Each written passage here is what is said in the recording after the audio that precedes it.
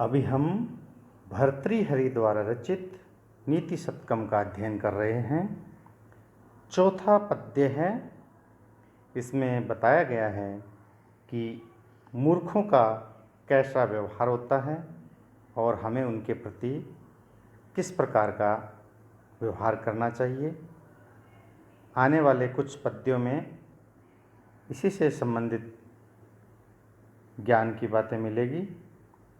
तो हम देखते हैं श्लोक। अज्ञः सुखम आराध्य सुखतरम आराध्यते विशेषज्ञ ज्ञान लव दुर्विग्धम ब्रह्मा अपि तम नरम न रंजयति। फिर देखते हैं। अज्ञः सुखम आराध्य सुखतरम आराध्यते विशेषज्ञ ज्ञान लव दुर्विग्धम ब्रह्मा अपि तम नरम न रंजयति। देखते हैं अन्वय। अज्ञः अर्थात अज्ञानी व्यक्ति को सुखम आराध्य सुखपूर्वक प्रसन्न किया जा सकता है।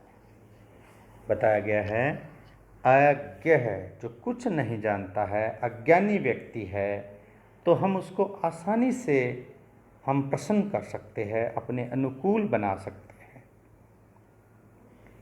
सुखतरम आराध्यते विशेषज्ञ है, और जो विशेष ज्ञानी है उसको हम और भी आसानी से हम प्रसन्न कर सकते हैं, खुश कर सकते हैं, अपने अनुकूल बना सकते हैं, हम अपनी बात को समझा सकते हैं। क्या पढ़ा हमने? अज्ञः सुखम आराध्य।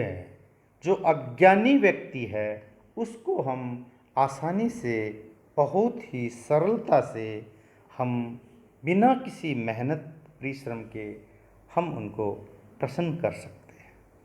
विशेषज्ञ है सुखतरम आराध्यते, और भी अधिक सरलता से हम जो विशेष ज्ञानी है उसको प्रसन्न कर सकते हैं। किंतु ज्ञान लव दुर्विग्धम, ज्ञान लव लेश मात्र ज्ञान से ही, दुर्विग्धम जो अल्प ज्ञान से घमंडी है, जो अल्प ज्ञान से युक्त गर्वित व्यक्ति है, उनको ब्रह्मा अपि न रंजयति, उसको ब्रह्मा भी प्रसन्न नहीं कर सकता है। तात्पर्य यह है कि जो अधजलगग्री है, इस प्रकार के लोग हैं, उनको प्रसन्न करने का प्रयास नहीं करना चाहिए। अज्ञानी व्यक्ति है, आप उसको मना सकते हो, मनाया जा सकता है उनको, और जो विशेष ज्ञानी है उनको तो बहुत ही आसानी से हम प्रसन्न कर सकते हैं। किंतु थोड़े से ज्ञान से जो घमंड, थोड़े से ज्ञान के कारण जो घमंडी है, गर्व से युक्त है, ऐसे व्यक्तियों को ब्रह्मा भी प्रसन्न नहीं कर सकता है। हमें ऐसे व्यक्ति को प्रसन्न करने का प्रयास नहीं करना चाहिए, क्योंकि ऐसे व्यक्ति को तो ब्रह्मा भी प्रसन्न नहीं कर सकते हैं।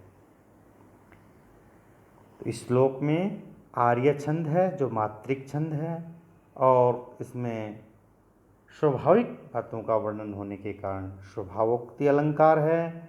और जो मैंने पहले भी बताया था कि आप इसमें प्रसाद गुण प्रत्येक पद्य में लिख सकते हैं, और आप परीक्षा में जब भी आप इस श्लोक की व्याख्या अनुवाद करें तो व्याकरणात्मक टिप्पणी से संबंधित भी आपको कुछ लिखना ही होगा। जैसे सुखतरम, तो इसमें सुख मूल शब्द है और तरप प्रत्यय है। इसी प्रकार किसी की आप धातु रूप के बारे में बता सकते हो, किसी के बारे में, और किसी में शब्द रूप के बारे में आप टिप्पणी कर सकते हो। आप संधि विच्छेद के बारे में, समास के बारे में आदि आप बता सकते हैं। इससे आपके अच्छे अंक आने की संभावना रहेगी। तो आपके श्लोक समझ में आ गया होगा। अब हम इसका अगला श्लोक देखते हैं। इसमें यह बताया गया है कि जो दुराग्रही मूर्ख लोग हैं, जिद्दी मूर्ख लोग हैं, उनको प्रसन्न करने का प्रयास नहीं करना चाहिए। तो क्या है?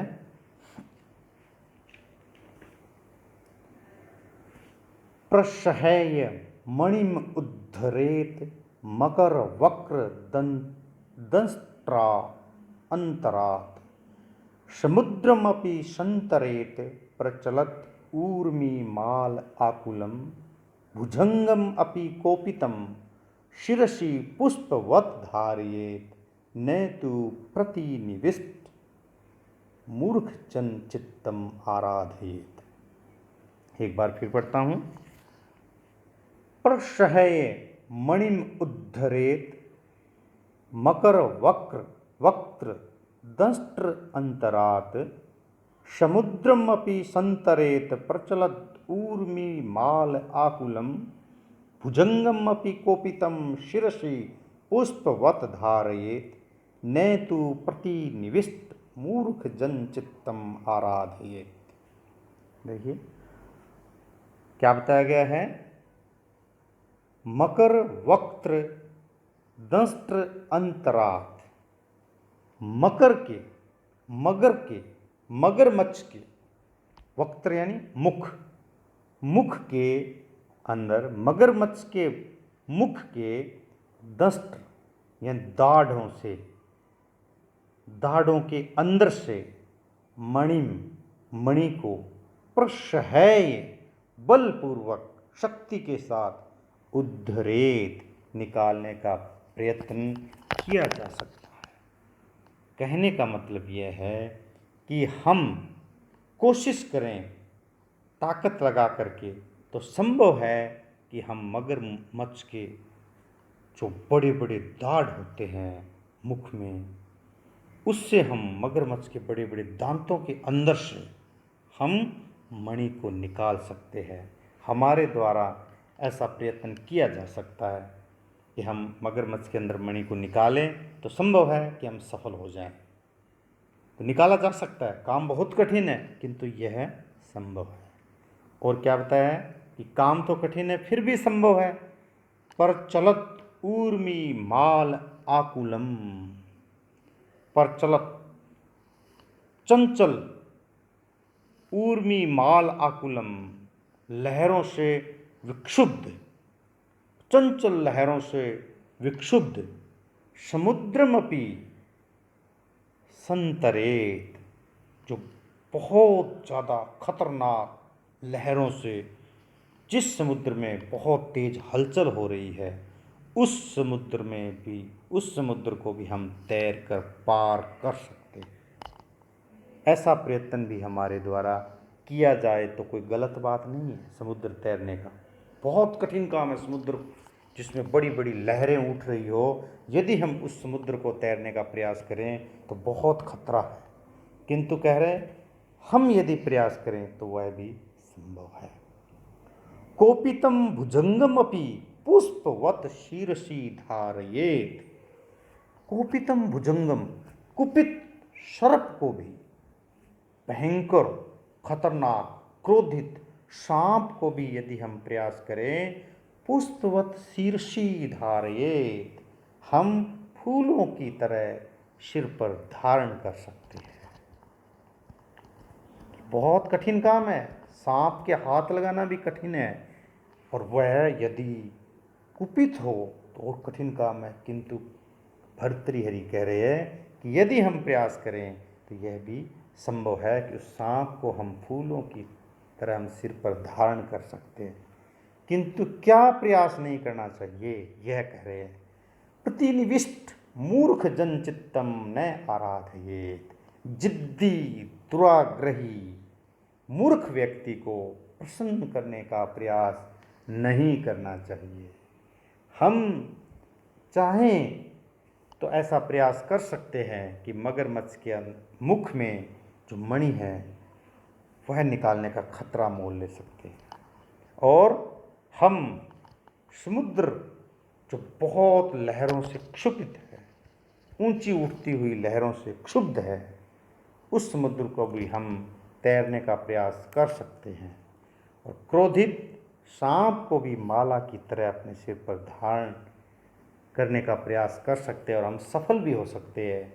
किंतु जो दुराग्रही जिद्दी मूर्ख है, उस व्यक्ति को प्रसन्न करने का प्रयास नहीं करना चाहिए। इस पद्य में पृथ्वी छंद है।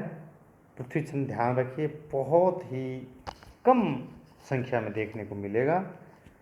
और उपमा अलंकार है, क्योंकि मूर्ख व्यक्ति की उपमा है वह मगरमच्छ के मुख, क्षुब्ध समुद्र और क्रोधित सर्प से की गई है। और आप इसमें प्रसाद गुण भी लिख सकते हैं। तो अपना ये 5वां पद्य समाप्त हो चुका है और मेरे विचार से आपको इसमें कोई समस्या नहीं आनी चाहिए। फिर भी आपको कोई और किसी भी प्रकार की समस्या हो तो आप मेरे से इस बारे में पूछ सकते हैं। धन्यवाद।